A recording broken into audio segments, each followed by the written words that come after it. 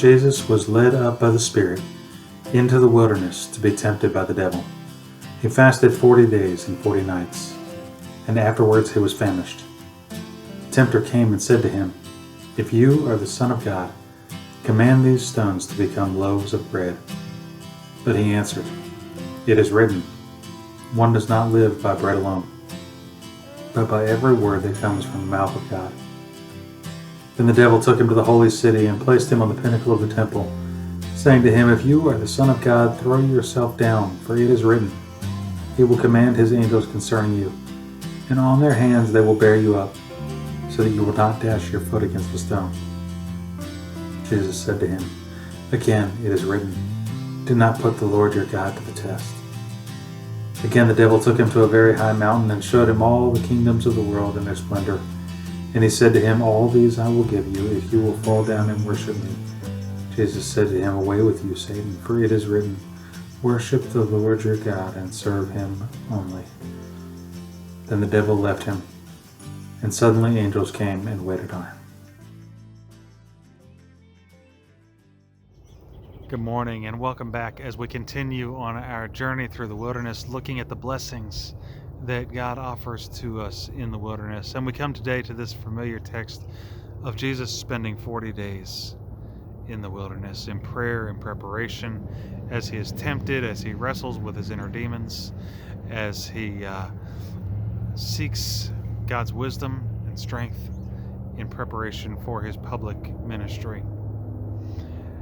And I want to focus not so much on all the details of what happened, all the temptations, all his back and forth with the devil and so forth. That could be preached on in many sermons. Many books have been written about it. But I want to zero in on that piece that it is the Spirit in the beginning that leads Jesus into the wilderness, that this is an intentional place and not just a place of prayer for a short time, but a place where he must persevere and endure through fasting, through the elements, through hunger and exhaustion and thirst for 40 days. You know, we might think of preparing for something, preparing for a big event in our lives or a new season of life by going and sitting in prayer, and maybe sitting down with a trusted friend or a pastor or someone and praying together about it. But 40 days? Do we really persevere that long in prayer for anything in our lives? And so I want to focus on that today. And it also so happens to be St. Patrick's Day. It's kind of sad from my perspective that St. Patrick's Day always falls during Lent, because I wish we could do more with it in the church, but we're always caught up with the Lenten season that we don't really get to do a whole lot with St. Patrick's Day. But with my personal affinity for Celtic Christianity and the Celtic saints and St. Patrick, I'm reminded of this story when I think about Jesus in the wilderness for 40 days, because Patrick himself modeled his ministry after Jesus' model by spending 40 days himself in the wilderness on the mountain that is known today as Croagh Patrick, the mountain in Ireland. You'll see that here on your screen. It's on this mountain that Patrick spent 40 days in prayer when he was going back to Ireland as a missionary. And it is said by legend that when he came down from that mountain after 40 days of fasting and prayer, that he drove all the snakes out of Ireland. Not literally, of course. Turns out there were never any actual snakes in Ireland. Nevertheless, Patrick did amazing work in drawing a peoples who did not know Christ to become what is known far and wide throughout history as a land of saints and scholars. That much of Ireland was Christianized, became followers of Christ because of his work. And I wonder how much of that would or would not have happened had it not been for his intentional preparation, his learning to persevere, his practice of perseverance there on that mountain for those 40 days. And when I was at that mountain myself, I thought about and reflected on that idea of when was the last time that I spent that much time intentionally in prayer, in preparation, in searching the scriptures, in discernment, in seeking the Lord's guidance for the next season of my life or for something that was coming up. And truth be told, I don't know that I ever have. Not that long. We all pray for wisdom and guidance and discernment, but do we take that intentional time out? Do we persevere in prayer? Do we intentionally keep ourselves in those wilderness places? Those places of fasting, those places where we are truly alone with God for the long haul, for the extended period of time. In Patrick's life, that began early on unintentionally. It began when he was a teenager enslaved in Ireland, brought over by traders from the English side of the sea. And as he spent those nights, long nights in the wilderness as a slave, caring for flocks of sheep and all of the things, the work, the tasks that he had to do for his owners, all of the fear that filled him.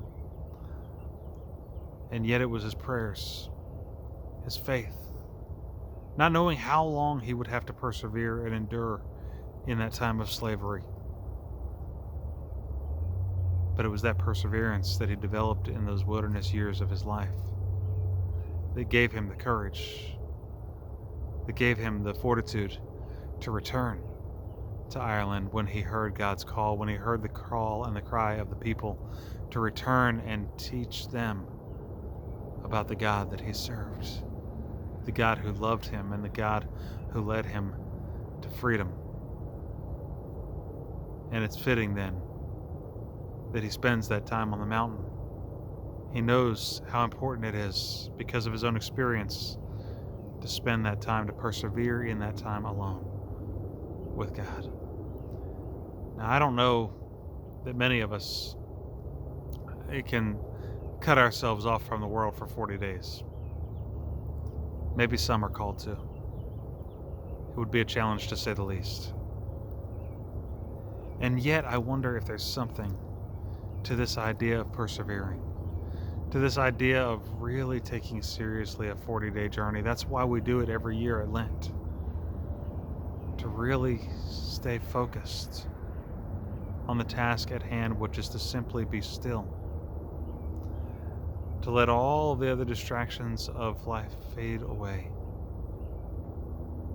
to simply listen for that voice of the Spirit, the one who led us into the wilderness in the first place, the one who led us to this mountain, the one who is preparing us, who is strengthening us to respond to all the things that we will face in the world around us when we re-engage with others. Maybe, just maybe, God is calling you to spend this 40 days intentionally in the wilderness because he's got some snakes for you to drive out in your future. I don't know what those look like. I don't know what those places are that God is calling you to do tremendous work of bringing his love to the people that you will encounter.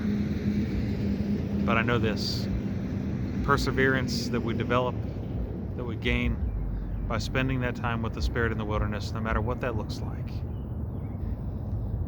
is a gift, is a blessing that we will need if we are to continue to serve God and to love others and to show his love to others as we go back into the world.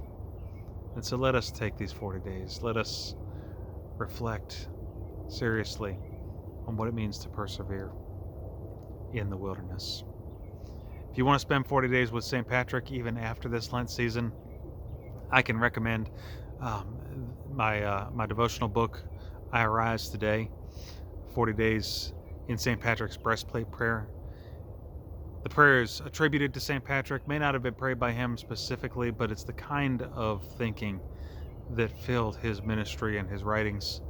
And it's the kind of prayer I imagine he might have prayed for those 40 days on the mountains. So perhaps if this Lenten season is passing you by and you're just feeling rushed and not really being able to engage and persevere through the season, maybe you want a fresh start. Journey with Patrick each day arising in the strength of the 3-1 God, the Father, the Son, the Holy Spirit, the God of creation, the God who has called us and invited us into the wilderness, and the God who will send us forth from the wilderness with the strength to proclaim His name and His love to all the world.